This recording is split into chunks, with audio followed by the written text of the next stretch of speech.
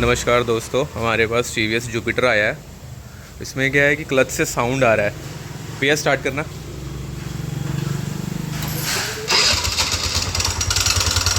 जैसे कि सुन सकते हो, इसमें क्लच से साउंड आ रहा है, तो खोल करके चेक करते हैं।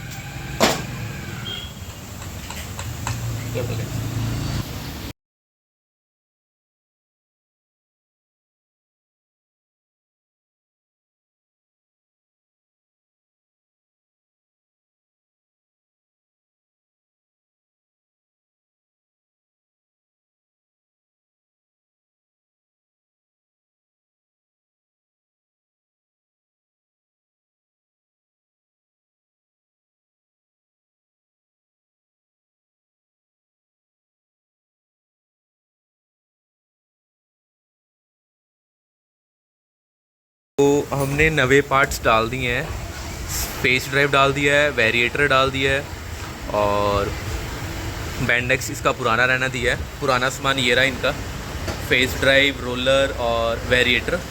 और देखते हैं स्टार्ट करके आवाज़ बंद हुआ है कि नहीं हुआ। भैया स्टार्ट करना, रेस दो।